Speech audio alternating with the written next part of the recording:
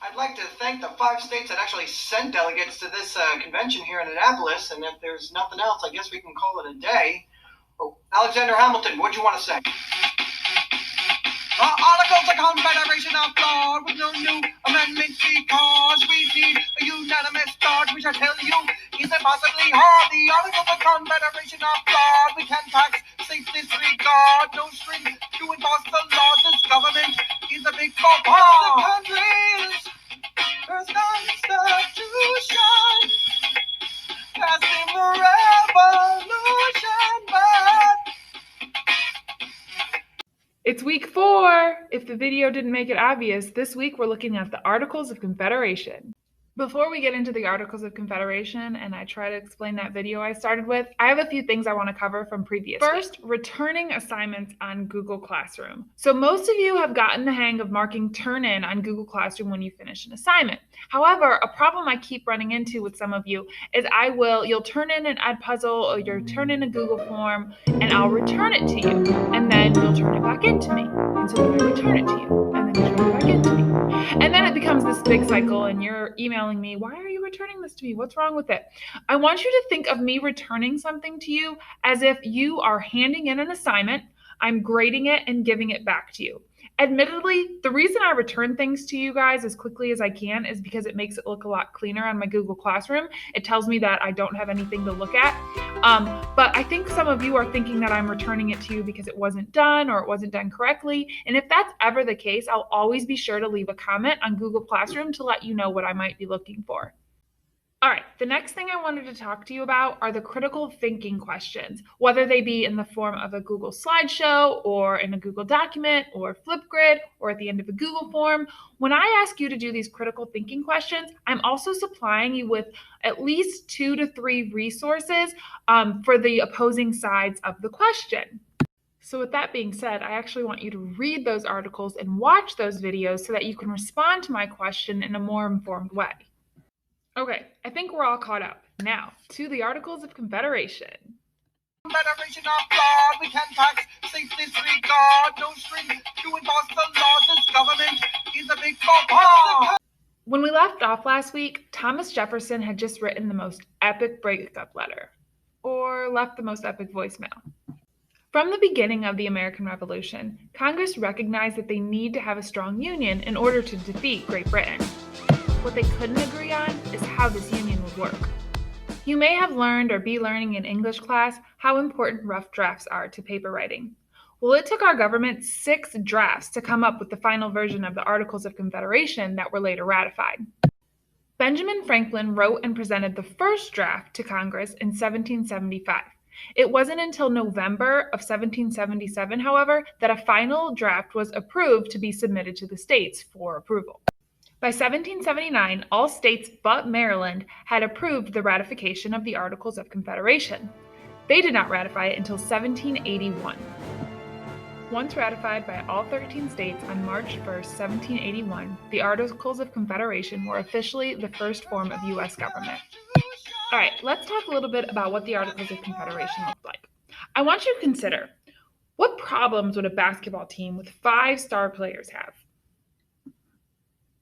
You may think at first, well, nothing. They're all-star players. They're going to be the greatest team in the league. However, think about all-star games, or think about when friends are playing on a court outside and they all think they're the best. What issues come up?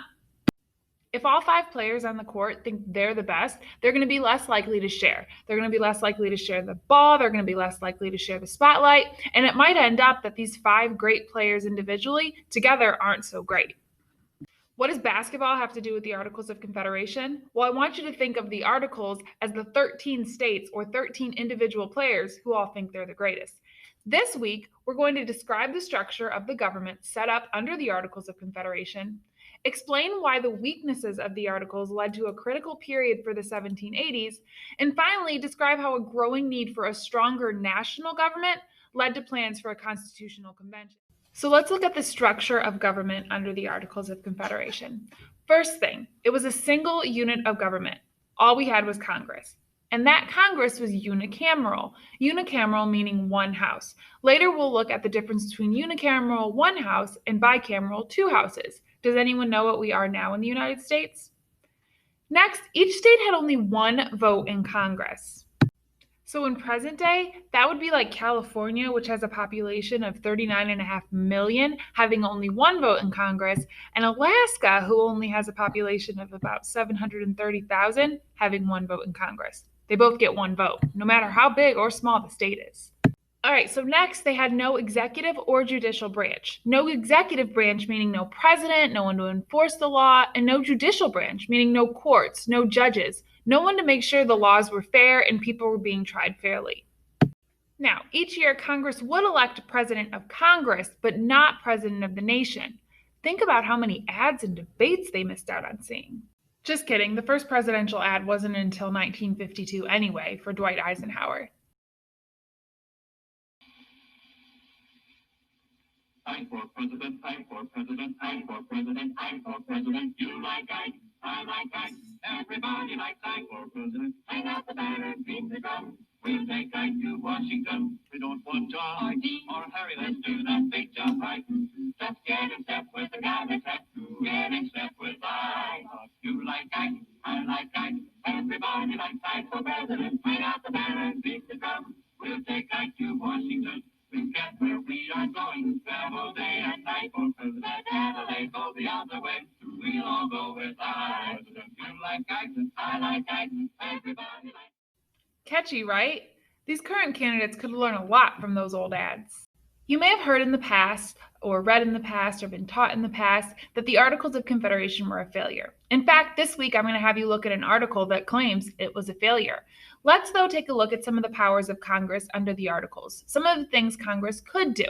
For instance, they could make war and peace. So they could declare that we are in war with another nation. They could also declare peace by making treaties and handling ambassadors. Then Congress could borrow money and set up a money system. They could build a navy and raise an army, set standards of weights and measures, and settle disputes between the states. So even though Congress had these powers, each state was independent and they did have their own government. And what I mean by that is if you lived in Virginia at that time, you weren't necessarily looking to Congress or looking to the central government to do anything or to impact your life at all. You were looking at the government of your state. And that started kind of some of the issues that we saw with the Articles of Confederation. Now, even though I say issue, not everyone thought of it that way. Some thought, hey, this is great. As a state, I get to keep my independence. I get to keep my power. There's no national government telling me what to do. But if there was something needed on a national level, Congress had no way to enforce their laws. If Congress decided they needed an army or they needed money, they had no way to ensure that people joined the army or paid the money or taxes. Not only that, if for some reason the government decided that the articles needed to change, there needed to be some rearrangement in how things were going, every single state had to agree. So all 13 states would have to be on the same page. Imagine if we were still living under that Constitution today. All 50 states, all representatives from all 50 states would have to be in complete alignment. Do you think that would ever happen? But we needed something, and so it had to do for now. Let's take a look at what led ultimately to the Constitutional Convention and kicking the Articles of Confederation to the curb. Expect our founding fathers to have gotten it all right on the first try. All right, drafting of the Constitution, take two. They did their best, but there were, not surprisingly, some kinks that would have to be worked out.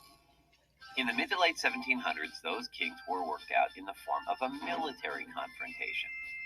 There wasn't a lot of write-your congressmen back in those days. Screw it. I'm getting my gun. Many Americans felt like the Articles made our central government a little too weak. It wasn't allowed to levy taxes, Yoink. and it had trouble mobilizing its military.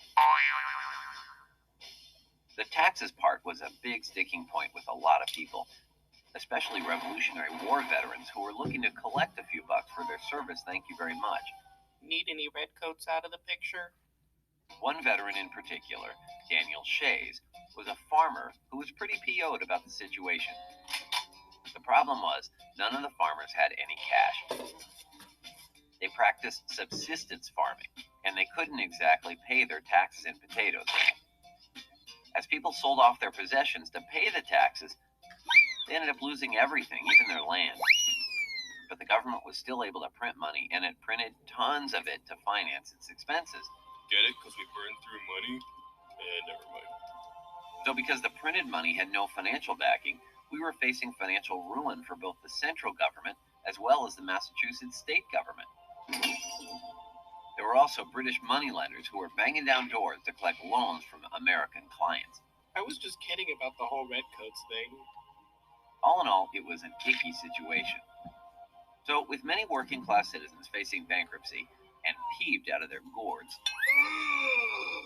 Daniel assembled 5,000 or so farmers and merchants who rebelled against the Massachusetts government. Our central government didn't whip out the big guns, leaving Daniel and his merry men to grapple with state militia. Why wasn't the government allowed to send in serious military forces?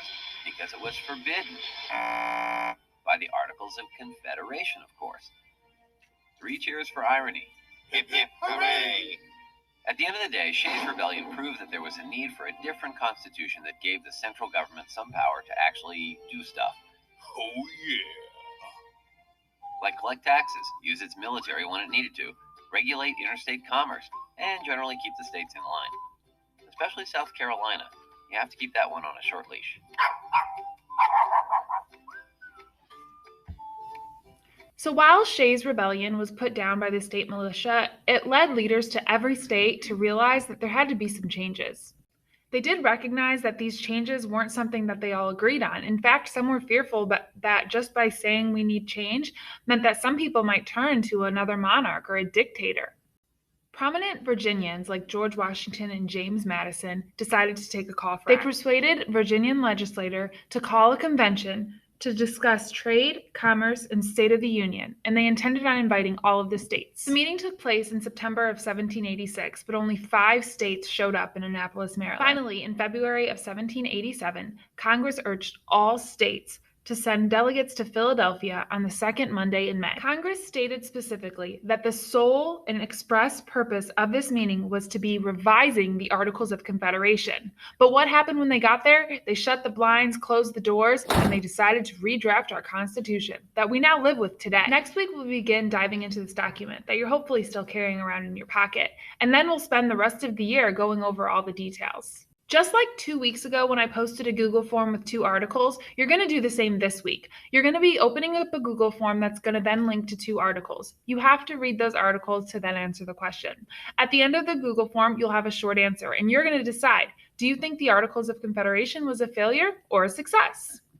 Make sure to begin that assignment at the beginning of an academic support period or when you're at home and you know you have some time. Unfortunately, Google Forms have to be completed all at the same time. You can't answer a few and then come back to it like you could with a Google Doc or a Google Slide. Someone needs to write to Google and tell them to fix this. So this week you have this Ed puzzle, an Ed puzzle tomorrow, it's a crash course video, and then your Google form with the short answer at the end. I also wanted to remind you all of our first meeting for the Civic Simulation Club. It's the first year and we're so excited to get it started.